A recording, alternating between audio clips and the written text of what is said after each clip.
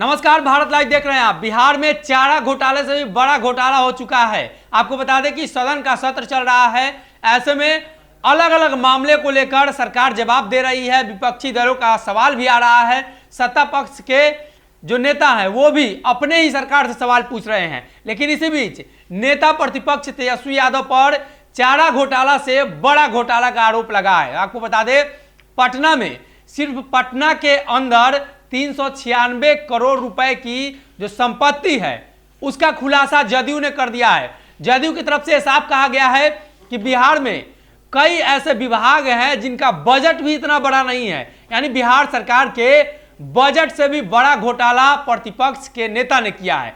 तमाम चीजें नीरज कुमार रख रहे थे सदन के अंदर भी और उसके बाहर भी। उन्होंने इस बात का जिक्र किया है और कहा है कि प्रतिपक्ष के नेता के पास 43 बीघा जमीन पटना के अंदर है और ये सारे जमीन अवैध हैं। उनका कहना है कि आने वाले दिनों में वो इस संपत्ति का ब्यौरा भी प्रस्तुत करेंगे और बताएंगे कि बिहार में कैसे इतना बड़ा घोटाला और नेता प्रतिपक्ष तेजस्वी यादव इतनी कम उम्र में इतना संपत्ति कैसे अर्जित कर लेते हैं। ये तमाम चीजें उन्होंने रखी है और ये 396 करोड़ रुपए का संपत्ति है पूरे पटना में और अन्य जिलों की बात अलग है। ये सारी बातें जदयू प्रवक्ता नीरज कुमार ने रखी है।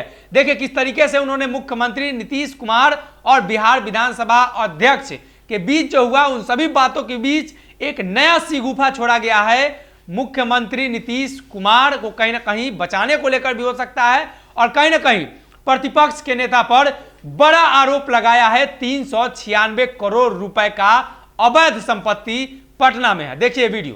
के दौरान मैंने सदन में प्रतिवेदित किया कि नाम नहीं लिया, लेकिन एक परिवार जो विपक्ष के नेता माननीय तेजस्वी यादव जी, एक लालू जी के परिवार का गोपालगंज, औरंगाबाद छोड़ दीजिए, बेतिया छोड़ दीजिए, केवल पटना में, पटना, फुलवारी और दानापुर और विक्रम में अंचल में सीलिंग एक्ट के जो प्रावधान है उसके तहत नहीं, बल्कि पूरे इस 43 बीघा 12 कट्ठा 14 धूर 16 धूर की जमीन एक परिवार के पास है और वर्तमान उसका मूल्य है 396 करोड़। तेजस्वी यादव जी जुबान खोलिए कि 396 करोड़ की संपत्ति ये कहाँ से आपको आया। लैंड सीलिंग एक्ट के तहत जो प्रावधान है, और माननीय मंत्री जी से मैंने निवेदन किया कि इस लैंड सीलिंग एक्ट पर भी विचार करना चाहिए।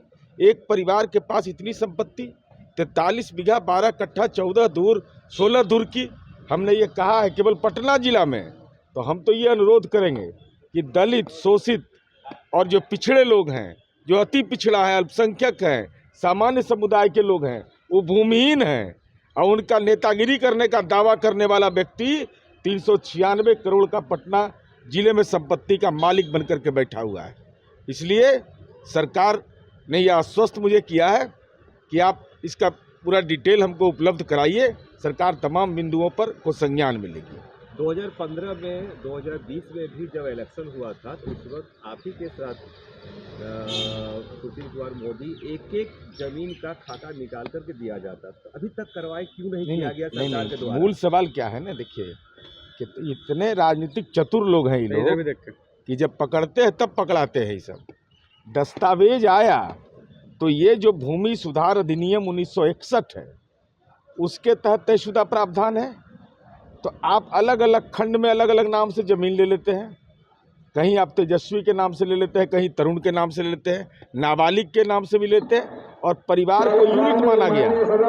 तो मैं कह रहा हूँ केवल पटना जिला की मैं बात कर रहा हूँ, छोड़िए गोपालगंज, छोड़िए चंपारण, छोड़िए औरंगाबाद, सब जगह दिल्ली उल्ली तो खैर बात का चीज़ है। तो महत्वपूर्ण विषय है कि आप दलित, शोषित, अति पिछड़ा और के नुमाइंदगी की बात कैसे करते हैं भाई?